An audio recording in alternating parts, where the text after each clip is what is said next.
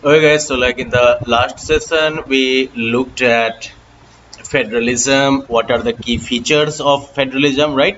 कि फेडरलिज्म क्या होता है और फेडरलिज्म के की फीचर्स क्या क्या हैं, और इसके अंदर हमने देखा कि मेजर जो फोकस है वो यही है कि मल्टी लेयर्ड जो गवर्नमेंट हैं उनके बीच में पावर का डिवीजन कितना वेल डिफाइंड और प्रोटेक्टेड होना चाहिए कॉन्स्टिट्यूशनली, राइट।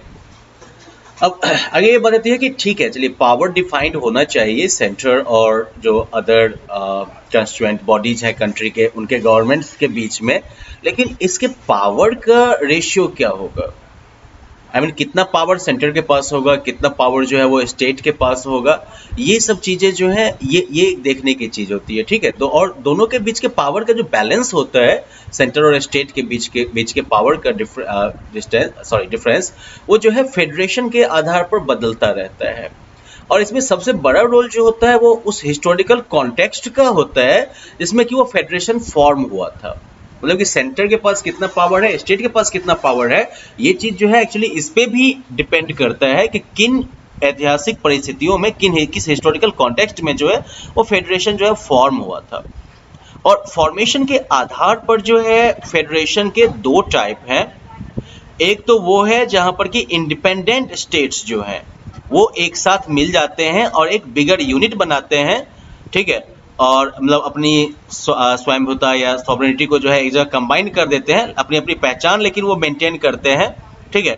और इसका पर्पस ये होता है कि उनका एक सिक्योरिटी का सेंस जो है बढ़ जाता है। मतलब क्या होता है, जो पहले से ही जो इंडिपेंडेंट स्टेट्स हैं वो अपनी मर्जी से एक साथ आते हैं एक बिगर यूनिट बनाने के लिए, वो अपनी अपनी सॉवरेनिटी को एक जगह इकट्ठा कर देते हैं उस फेडरेशन के नाम पर, और साथ साथ लेकिन अपनी आइडेंटिटी जो है वो बना के रखते हैं, ठीक है। और वो अपनी सॉवरेनिटी को इसलिए एक जगह इकट्ठा करते हैं और बिगर यूनिट फॉर्म करते हैं क्योंकि इससे उनकी सिक्योरिटी बढ़ जाती है।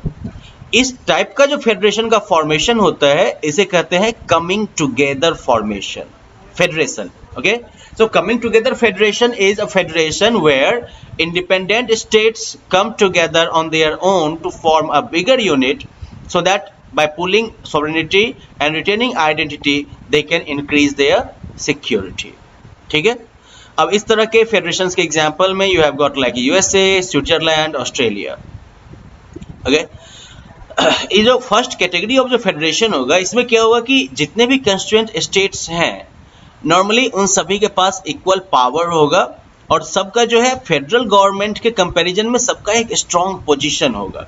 मतलब कि हर एक स्टेट का पावर जो होगा वो भी वेल डिफाइंड ही नहीं होगा, सिर्फ वो जो है सेंटर की तुलना में इनका पावर भी काफी स्ट्रांग होगा। ओके, और सब स्टेट के पास बराबर पावर जाएगा। दूसरा जो रास्ता है फेडरेशन के फॉर्मेशन का, वहां पर एक large country where large country decides to divide its power between the constituent states and the national government. यहाँ पर एक बड़ी कंट्री जो है वो डिसाइड करती है अपने पावर को जो है अपने कंस्टिट्यूएंट स्टेट्स और नेशनल गवर्नमेंट के बीच में डिवाइड करने का। तो मतलब पहले ऐसा कोई डिवीजन एग्जिस्ट नहीं करता है, लेकिन बाद में जो है गवर्नमेंट जो है वो ऐसा डिसाइड करती है कि चलो थोड़ा पावर जो है वो बांट देते हैं। इंडिया, स्पेन, बेल्जियम, ये सब जो है इस तरह के फेडरेशंस के एग्जाम्पल हो गए और इनको कहते हैं हम holding together federations. So basically holding together federations are those where a large country decides to divide its power between the constituent states and the national government. अब इस सेकेंड जो कैटेगरी के जो फेडरेशंस होंगे इनमें अक्सर देखा जाता है कि जो सेंट्रल गवर्नमेंट होती है वो ज़्यादा पावरफुल रहती है स्टेट गवर्नमेंट्स के तुलना में, ठीक है। और कई बार ऐसा भी देखा गया है कि जो कंस्टिट्यूएंट यूनिट्स हैं जैसे कि इंडिया के केस में से स्टेट्स हो गए तो उनके पावर्स जो होते हैं वो अनइक्वल होते हैं, उनके पावर जो है वो बराबर नहीं होते हैं, अलग अलग पावर्स होते हैं। ओके, कुछ यूनिट्स जो होते हैं उनको स्पेशल पावर दिया जाता है और दूसरी तरफ जो है दूसरे यूनिट्स होंगे जिनको कि उतना पावर नहीं दिया जाएगा। ओके, सो इस तरीके से जो है बस दो तरीके का फेडरेशन हो गया। अब इंडिया की बात हम करें इसमें अगर, तो इंडिया किस हिसाब से एक फेडरल कंट्री है, तो अब हम लोगों ने जो है फेडरल कंट्री या फेडरलिज्म के बेसिक जो पैरामीटर्स हैं वो तो हमने देख लिया है, राइट। अब इसके आधार पर हम लोग अब इंडिया को स्टडी करेंगे और देखेंगे कि इंडिया किस तरीके से या किस लेवल तक एक फेडरल कंट्री के तौर पर क्वालिफाई करता है। अब हमने देखा कि इससे पहले कि जैसे बेल्जियम या श्रीलंका इन दोनों ने जो है अपने डाइवर्सिटी को, अपने विविधता को मैनेज करने में काफी परेशानी फेस की। अब देखो बेल्जियम या श्रीलंका को अगर ले लो तो ये जो है इंडिया के किसी एक स्टेट के बराबर भी ढंग से नहीं हो जाएंगे। कोई भी बड़ा स्टेट जो इंडिया का है उसके बराबर में नहीं हो पाएंगे। इंडिया की बात अगर करो तो इंडिया के डाइवर्सिटी का कोई हिसाब है क्या? आई मीन जितनी बड़ी हमारी कंट्री है, इतनी सारी लैंग्वेजेस हैं, रिलीजन्स हैं, रीजन्स हैं, राइट? तो ऐसे में जो है इतनी डाइवर्सिटी वाले कंट्री में फिर पावर शेयरिंग का क्या अरेंजमेंट है? तो यहाँ पर हम लोग कहानी शुरू करते हैं अब कॉन्स्टिट्यूशन से। अब देखो पहली बात तो यह है कि इंडिया का जो संविधान, इंडिया को जो आज़ादी मिली वो खुद ही काफ़ी जो है एक ट्रैजिक मोमेंट था। ट्रैजिक मोमेंट इसलिए था क्योंकि आज़ादी हमें जो है पार्टीशन, मतलब खूनी पार्टीशन के बाद मिली, राइट? मतलब लाखों लोग मारे गए दोनों तरफ से, राइट? ये इंडिया और पाकिस्तान के पार्टीशन के टाइम में जो है बहुत सारे लोग जो है डिसलोकेट हुए, बहुत सारे लोग जो थे वो मारे गए, राइट? तो ये काफ़ी जो है ट्रैजिक भी इवेंट था ये इंडियन हिस्ट्री में। अब आज़ादी के बाद जो है क्या हुआ कि जो बहुत सारे जो प्रिंसली स्टेट्स थे, कंडीशन ये था उस समय में कि जो प्रिंसली स्टेट्स हैं इंडिया के, वो चुन सकते हैं कि वो इंडिया के साथ रहना चाहेंगे या पाकिस्तान के साथ रहना चाहेंगे या फिर वो इंडिपेंडेंट रहना चाहेंगे, ठीक है? तो अब आज़ादी के बाद बहुत सारे जो प्रिंसली स्टेट्स थे वो इंडिया का पार्ट बन गए, ओके? और संविधान ने क्या किया, इंडिया को जो है कि यूनियन ऑफ स्टेट्स के तौर पर जो है डिक्लेयर कर दिया। अब यहाँ पर जो है फेडरेशन वर्ड का यूज नहीं हुआ संविधान में, India was a union of states, लेकिन जो सिद्धांत जो इसमें पालन किया गया है, जो प्रिंसिपल्स हैं, वो फेडरलिज्म के यहाँ पर इन्वॉल्व है।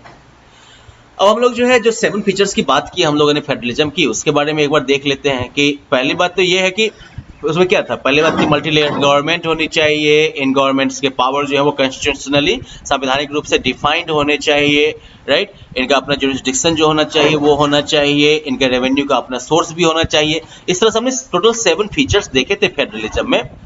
अब इंडिया की अगर बात करो इसमें, अब तो इंडिया का कॉन्स्टिट्यूशन जो है वो originally 2 tier system of government को जो है प्रपोज करता है।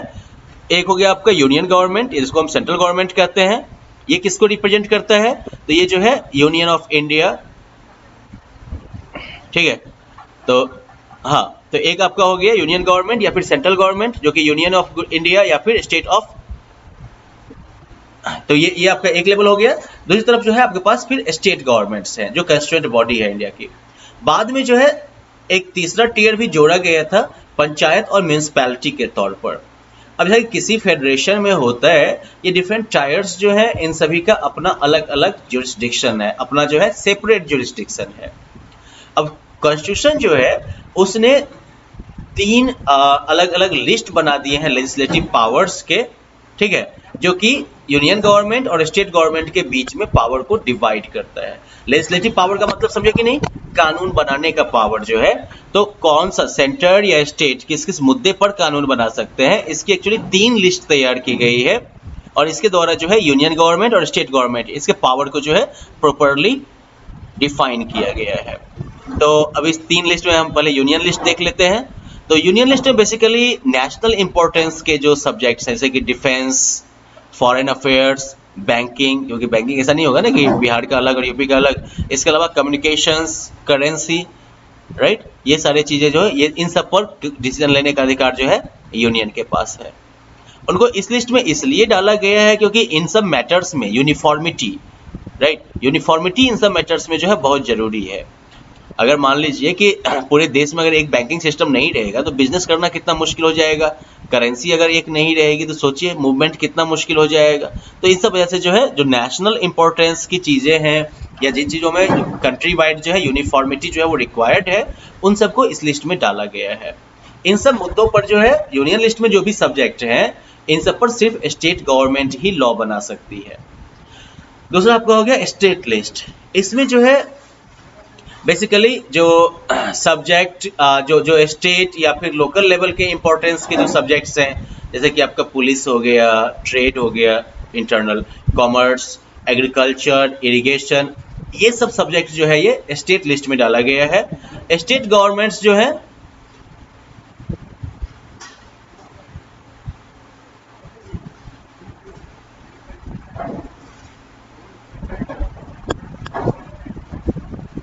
Okay, there is a part missing here. Mainly जो स्टेट गवर्नमेंट इस पर काम कर सकती है। और इसके बाद जो है आपका एक कंकरेंट लिस्ट का भी प्रोसेस आता है।